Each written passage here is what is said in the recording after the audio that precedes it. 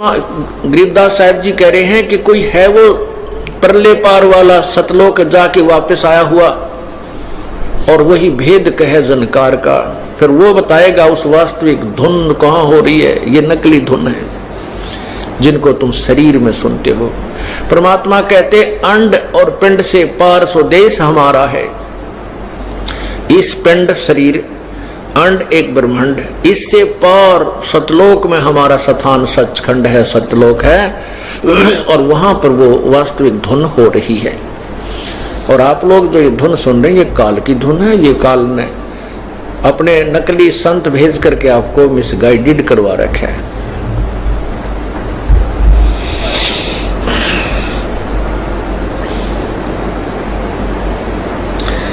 जाको नौ अवतार हैराना जिन शब्द मैल नहीं जानिया। ये 9 अवतार भगवान विष्णु के बनकर आए, ये भी पार नहीं है, यही जन्म और मृत्यु के अंदर कष्ट उठा रहे हैं।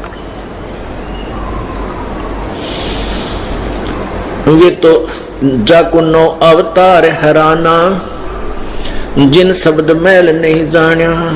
वह तो चुक के लोक ठिकाना नहीं पाया देश दीवाना।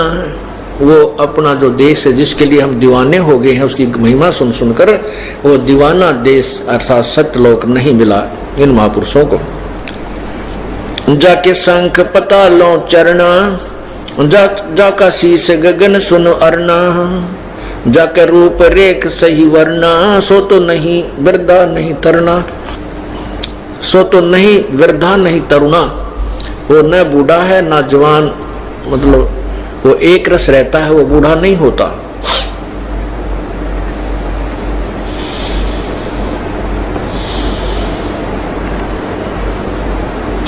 जाके अरस गगन में मठरी, तुम खोजो काया गठरी। जाके 68 तीर्थ ठठरी, सो तो कैसे बांधा, सो कैसे बांधा गठरी।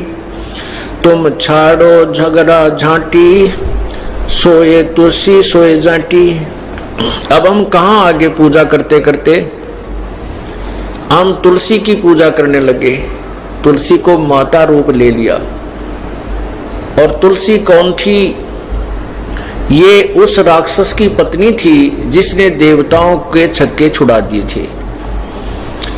और किसी ने बताया था कि ये पतिव्रता है तुलसी, और इसका पतिव्रता धर्म भंग किया जाए तो ये राक्षस मरेगा।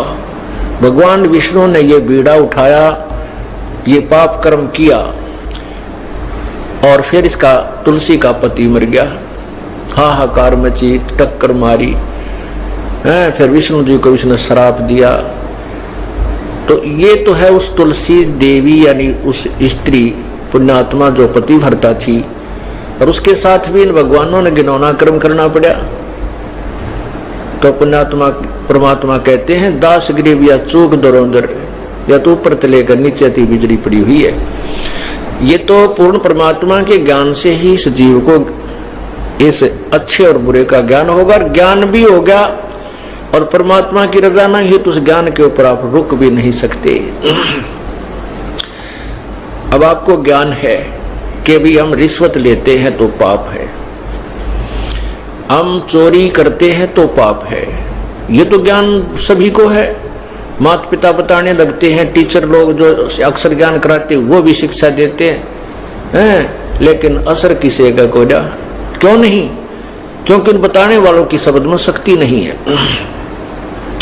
अब पूर्ण संत की शरण में आने के बाद आप इस मार्ग पर चलोगे, आपको ज्ञान भी होगा, और ज्ञान के साथ साथ जैसे आपकी कोई कमी है, त्रुटि है, किसी चीज का अभाव है, परमात्मा आपका पूरा करेगा। आपको आवश्यकता ना पड़ेगी अपने नियम भंग करने की। और जब परमात्मा की मदद नहीं होगी आपको ज्ञान भी होगा, और किसी न किसी दिन फिर गड़बड़ कर ही जाओगे। आवश्यकताएं वो मजबूरियां बन जाती हैं, और वो पाप का गढ़ बन जाता है। तो परमात्मा आप सच्चे दिल से, सच्ची श्रद्धा से नियम भंग मत कीजिए। आपको गलत काम करने पर विवश नहीं होना पड़ेगा, तो परमात्मा आपकी आवश्यकताएं पूरी करेगा। क्योंकि परमात्मा जो आवश्यकता पूरी करता है उसकी उम्मीद राजा भी करता है। इसलिए परमात्मा ऐसी शक्ति है जो हमारे हर तरह से बरकत भी देता है और आपके धन में वृद्धि भी कर देता है। जैसे पिछले बार आपको बताया था, एक भक्त के अकाउंट में 16,000 रुपए जमा हो गए।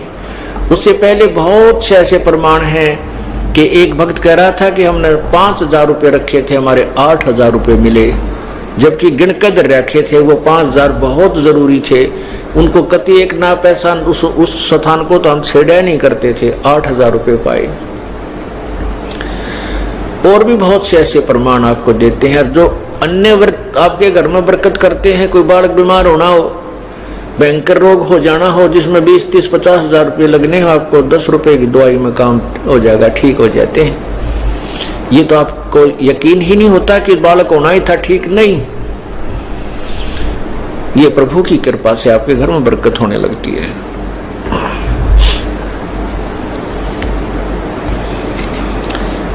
ये तो कहते हैं कि तुम तुलसी पूजन लागे। तुलसी भी एक जो है पौधा है और कुछ जाति पूजन लागे। कहते हैं इसलिए तो तुलसी की पूजा, इसलिए जाति की, ये मोक्षदायक नहीं है। यदि ये मोक्षदायक होती तो अपने सदग्रंथ पवित्र गीता जी, पवित्र वेदों में लिखा मिलता। पवित्र गीता जी, पवित्र वेद, ये पूर्ण परमात्मा यानी पूर्ण वेद पूर्ण परमात्मा के द्वारा दिए हुए हैं। इस ब्रह्म को, ये ब्रह्म के द्वारा आगे उच्चारण किया गया है। और सवसम वेद जो 5वां वेद है वो प्रभु ने स्वयं अपने मुख से उच्चारण किया है, उसमें सर्वभेद है। और उसके वेद और गीता के अतिरिक्त जो अन्य पुराण है वो भगवान के द्वारा, ब्रह्म के द्वारा नहीं बोले गए, वो बोले गए हैं ब्रह्मा, विष्णु, महेश, इनमें से या किसी ऋषि के द्वारा। तो जो आदेश वेदों और गीता में है वो प्रभु का है। उसके अतिरिक्त जो अन्य आदेश है पुराणों में वो किसी देव का है। जैसे आपको उदाहरण बताया था कि एक व्यक्ति का मित्र था दरोगा, SHO, और उस अपने मित्र से उसने कहा जाकर के दरोगा को कि मेरा जो पड़ोसी है मुझे बहुत दुखी करता है, बहुत तंग कर दिया उसने। दरोगा जी ने कह दिया कि मार लठ, उसका माप देख लूंगा। अब मित्र ने आकर के उसके साथ झगड़ा ठान लिया पड़ोसी के साथ, पड़ोसी का लठ मार दिया, उसकी मृत्यु होगी और उस व्यक्ति को सजा हो गई, उसके मित्र को, दरोगा के मित्र को।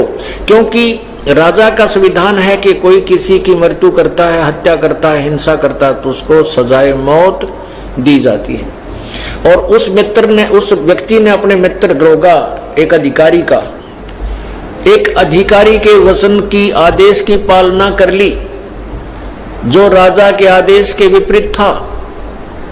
उसने संविधान तोड़ दिया राजा का, तो उस व्यक्ति को सजा का पात्र होना पड़ा। ठीक इसी प्रकार वेद और गीता में जो ज्ञान है वो प्रभु का संविधान है। उसके अतिरिक्त जो किसी ने अन्य सदग्रंथ, आप अपने अन्य कोई अनुभव लिखा है किसी देव का, जैसे पुराण है, ये किसी देव की, ऋषि की लिखी हुई वाणी है, इनका अपनी सोच, अपना आदेश है।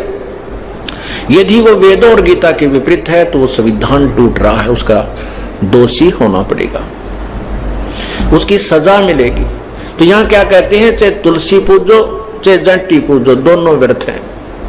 तुम छोड़ो झगड़ा झांटी, सोए तुलसी सोए जाटी, बानी हमारी बाठी, कैसे बांधा करता गाठी। अब क्या कहते हैं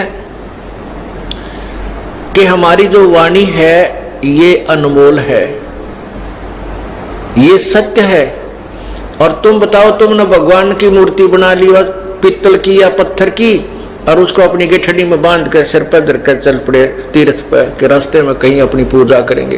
तो तुमने भगवान ने गठड़ी में बांध लिया, फिर भगवान की सावो, वो तुम्हारी क्या मदद करेगा। ये तो ठारा भार बनमाली, देखो खालक बिन नहीं खाली। क्या बताते हैं कि यदि तुम जाटी और तुलसी को पूज रहे हो, बस फिर तो परमात्मा के ही दिए हुए सब फूल पौधे पेड़ हैं, उन सब की पूजा कर लो। वो सभी पूज्य हैं क्योंकि कुछ ना कुछ राहत आपको सभी को दे रहे हैं। जड़ जड़ जंग बजाओ टाली, ऐसे जा पड़ो जम जाली। जैसे पत्थर के आगे तुम घंटियां बजाते हो, इस साधना से तुम यम के लोक में पहुंच जाओगे, नरक में जाओगे। और फिर क्या बताते हैं, तुम साधुन को दो गाली, ऐसे डूबो का धारा काली। अब तो संत तुम्हारे को ये बताता है कि ये साधना गलत है, तुम गलत पूजाएं कर रहे हो, देवताओं की पूजा नहीं करनी चाहिए, ये पत्थर पूजा आदि नहीं करनी चाहिए। कहते उनको तुम गाली देते हो और इससे और दोषी हो जाते हो संत की निंदा करके, संत की गाली देकर। कहते ऐसे डूबो धारा काली। तुम साधुन को दो गाली, ऐसे बूढ़ो धारा काली। तुमने जड़ से लाई तारी कि जो तुमने जड़ से लाई तारी कि जो सतगुरु नजर निहाली।